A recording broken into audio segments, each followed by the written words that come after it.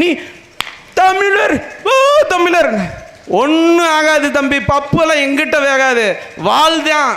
நாங்கள் விஜயநகர பேரரசு, திரும்ப விஜயநகர பேரரசு அமைக்கணுமான்னு நான் கேட்குறேன். விஜயநகர பேரரசு அமைப்பாங்களா? அது சீமான் தம்பி தங்கச்சிகள் கடைசி ஒருத்தர் இருந்தாலும் நீ விஜயநகர பேரரசு அமைக்கணுங்கிற முடிவு நடக்கவே நடக்காது.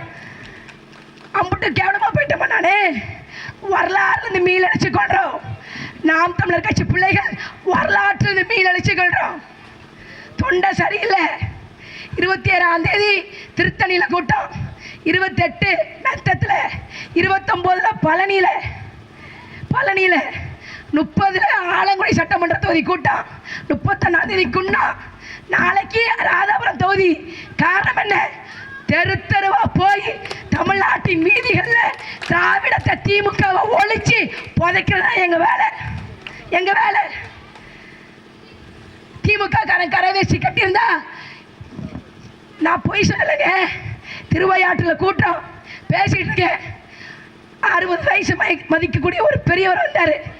ஏம்மா உங்க பேச்சை கேட்டு அரியலூர்ல அதிமுகவில் பொறுப்பாளரா, அதிமுக பொறுப்பு வேண்டான்னு சொல்லி நாம் தமிழர் கட்சிக்கு மாறிட்டாருமா, மிக்க நன்றிமானார். என் நண்பன் தான் அவன் அப்படின்னா. வீதியா போவான். இவன் பேசிட்டு இருக்கான், நாம் தமிழர் கட்சி 8 விழுக்காடு வாக்கு விஜய் பிரிச்சிடும் அப்படின்னு. நாம் தமிழர் கட்சி திமுகவையும் அதிமுக வாக்கு வங்கிய பிரிக்கும். இந்த முறை திமுக வாக்கு வங்கி அதிமுக வாக்கு வங்கி நாம் தமிழர் கட்சி பிரிக்குது. ஒரு காலகட்டம் இருந்தது தமிழ்நாட்டில், அம்மையார் ஜெயலலிதா சொன்னாங்க, எனக்கு கண்ணு கட்டிய தூரம் வரை எதிரிகளே இல்லை என்று சொன்னாங்க.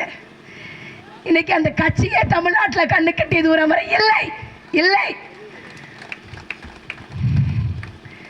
கேட்டாங்க, அதிமுகவில் ஊழல் அமைச்சர்கள் இருந்தாங்களே, ஏன் திமுக காரங்க அவங்க மேல நடவடிக்கை எடுக்கல? எஸ்பி வேலுமணி மேல, அமைச்சர் தங்கமணி மேல, கரூர் விஜயபாஸ்கர் மேல, கேஆர் விஜயபாஸ்கர் மேல யாரு மேல நடவடிக்கை எடுக்கலையே?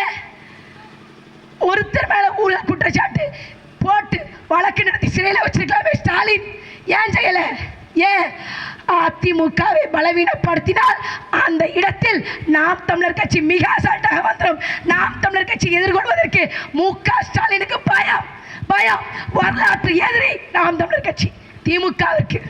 அந்த பயம். நீ என்னை எதிர்த்தாலும் சரி, என்னை மூடி புதைக்கணும்னு நினைச்சாலும் சரி, சட்டமன்றத்துக்குள்ள இந்த 2026 நாங்க வந்து பொய் பேசல, நடக்கிறத சொல்றேன், நடக்கும். சட்டமன்றத்தில், தமிழ்நாட்டு சட்டமன்றத்தில் போத முறையில் ஆளுங்கட்சி எதிர்கட்சி கேட்கக்கூடிய கேள்விக்கு பதில் சொல்ல முடியாமல் வெளிநடப்பு செய்யறதை நீ பார்க்கணுமா? நாம் தமிழர் கட்சி குண்டம் சட்டமன்றத்தில் என் தம்பி கீர்த்திவாசனுக்கு விவசாய சின்னத்தில் வாக்களி.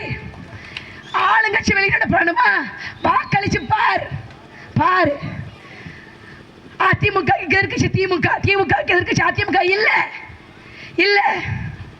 இந்த 2 கட்சிக்கும் ஒரே எதிர்கட்சி, அது மக்களிடமிருந்து மக்களுக்காக அரசு செய்ய வந்த நாம் தமிழர் கட்சி. நாங்கள் உறுதியா செய்வோம். போன ஒரே கேள்விதான். 1924 ஒப்பந்தம், காவிரி ஒப்பந்தம், மദ്രാஸ் மாகாணத்துக்கும் மைசூர் மாகாணத்துக்கும். காவிரி ஆற்றில் அணை கட்டினா 2 பேர் ஒப்புதல் இல்லாம அணை கட்ட முடியாது. ஒப்பந்தம் 50 வருஷத்துக்கு செல்லும். 1974 அந்த ஒப்பந்தத்தை புதுப்பிக்கணும். யாரு புதுப்பிக்கணும்? தமிழ்நாட்டின் முதலமைச்சராக இருந்த கருணாநிதி புதுப்பிச்சிருக்கணும். புதுப்பிக்கல. காவேரி ஒப்பந்தத்தை 50 வருஷத்துக்கு அப்புறம் புதுப்பிக்காம உங்க ஐயா கருணாநிதி கோபாலபுரத்துக்கும் சிஐடி காலனிக்கும் சண்டிங் அடிச்சுக்கிட்டு இருந்தாரான்னு கேட்டா நீ என்ன பதில் வச்சிருக்க? லட்சக்கணக்கான காவிரி படுகை விவசாயிகளுடைய வாழ்வாதாரத்தை முடிச்சு விட்ட. அந்த மக்களுக்கு 500 ரூபாய் 1000 ரூபாய் காசு கொடுத்து வாக்கு வாங்குறேன். மாசம் நம்ம வீட்டு பொம்பளைங்க ரேஷன் கடையில் போய் நின்று 1000 ரூபாய் கையேந்தி நிற்குது. நான் கேட்குறேன், தமிழ்நாட்டின் முதலமைச்சர் முக ஸ்டாலினுடைய மனைவி துர்கா ஸ்டாலின் எந்த ரேஷன் கடையில் மாசம் 1000 ரூபாய் கையேந்தி நிற்குது? எந்த ரேஷன் கடையில் போய் நிற்கிற? சிவசங்கருடைய மனைவி குன்னம் சட்டமன்ற தொகுதி எம்எல்ஏ போக்குவரத்துறையினுடைய அமைச்சர் சிவசங்கருடைய மனைவி எந்த ரேஷன் கடையில் கையேந்தி நிற்கிற 1000 ரூபாய்க்கு? எங்க நிற்கிற? எங்க நிற்க? மருமக நிற்குதா? இல்லை. உன் வீட்டு அம்மாவும் என் வீட்டு அம்மாவும் என்ன பத்தவளும் ஒன்ன பத்தவளும் என் கூட பிறந்தவளும் உன் கூட பிறந்தவளும் ரேஷன் கடையில் 1000 ரூபாய்க்கு போய் நிற்கிறாள். ஏன்? ஏன்? ஏன்னா முக ஸ்டாலினுக்கு ஒரு வளர்ச்சி. இங்கே சாதாரண சில்லாக்குடி கிராமத்தில் வாழக்கூடிய ஒரு சாதாரண மகளுக்கு ஒரு வளர்ச்சி. நாம் தமிழர் கட்சி வந்தால் என்ன செய்வோம்? எவ்வளோ கொடுப்பீங்க? 1000 2000? 1000 கொடுக்க மாட்டேன், 2000 கொடுக்க மாட்டேன். நானும் காசு வாங்க மாட்டேன். என் தமிழ்நாட்டு பெண்களையும் 1000 ரூபா காசு வாங்கி தான் குடும்பம் நடத்த முடியும் என்ற ஏழ்மை வறுமை நிலையில நான் வச்சிருக்க மாட்டேன். இந்த வாக்குறுதியை நாம் தமிழர் கட்சி அத்தனை பெண்களுக்கு கொடுக்குது, அத்தனை பேர் கொடுக்குறோம். கொடுக்க மாட்டேன். காசு எப்படி வரும்? காசு எப்படி வரும்? விவசாய பணி அரசாங்க பணி, ஆடு மாடு மேய்த்தல் அரசாங்க பணி, அரசாங்க பணிதாப்பா. காசு சம்பளம் என்ன பண்ணுவேன்? சிவசங்கரன் எதுக்கு இவ்வளவு கஷ்டப்பட்டு உழைச்சிக்கிட்டு இருக்கிறாரு? நாம் தமிழர் கட்சி ஆட்சிக்கு வந்தா சிவசங்கரன் சொத்தை எல்லாம் தமிழ்நாட்டு மக்களுடைய கஜானால நாம் தமிழர் கட்சி பிள்ளைகள் நாங்கள் சேர்த்துருவோம்.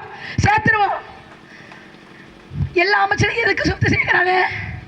எதுக்கு சொத்து சேர்க்கிறாங்க? நமக்கு சேர்க்கிறாங்க சாமி, நமக்கு தான் சேர்க்கிறாங்க. சிவசங்கரனாக இருக்கட்டும், ஏவே வேலுவா இருக்கட்டும், KN நேருவாக இருக்கட்டும், KKSSR இருக்கட்டும், கீதா ஜீவனாக இருக்கட்டும், அத்தனை பேர் யாருக்கு காசு சேர்க்கிறாங்க? அவங்க வீட்டு பிள்ளைக்கு இல்லை, நமக்கு தான். சொல்கிற பாருங்க, 70 வருஷமா விடுதலை பெற்ற 70 வருஷமா தமிழ்நாடு அரசு வாங்கிய ஒட்டுமொத்த கடன் என்பது 4.5 லட்சம் கோடி. எவ்வளோ? 70 வருஷத்தில் 4.5 லட்சம் கோடி. 2021 திமுக அரசாங்கம் கருணாநிதி மகனுக்கு ஒரு வாய்ப்பு கொடுப்பான். அந்த திமுக ஆட்சி 4 வருஷத்தில் 4 லட்சம் கோடி ரூபாய் கடன் வாங்கியிருக்கு. 70 வருஷத்தில் 4 லட்சம் கோடி, 4 வருஷத்தில் 4 லட்சம் கோடி கடன் வாங்கிய 4 லட்சம் கோடியை தமிழ்நாட்டில் எந்த தெருவில் நீ செலவழிச்சிருக்க? எந்த தெருவில் செலவழிச்சிருக்க? எந்த பள்ளிக்கூடத்தில் செலவழிச்சிருக்க? எந்த ஆஸ்பத்திரியில் செலவழிச்சிருக்க? எதுவும் இல்லை. எல்லாம் எங்கே போயிருக்கு? ஸ்டாலினோட துபாய் போயிருக்கு, ஸ்டாலினோட லண்டன் போயிருக்கு, கனிமொழியோட ஜப்பான் போயிருக்கு. 2027 நாம் தமிழர் கட்சி ஆட்சியை பிடிச்சதுன்னு வையே, இந்த திமுக காரங்க அதிமுக காரங்க சேர்த்து வச்சிருக்கிற பணம் லண்டன்ல இருந்தாலும் ஜெர்மனில இருந்தாலும் துபாயில இருந்தாலும் ஏன் அவன் செவ்வாய் கிரகத்திலே போய் பதுக்கி வச்சிருந்தாலும் அவன் பொடரி மயிரை பிடிச்சி எடுத்துட்டு வந்து தமிழ்நாட்டு மக்களுடைய கஜானாவில் நாம் தமிழர் கட்சி அவர்களுடைய சொத்து சேர்க்கும்.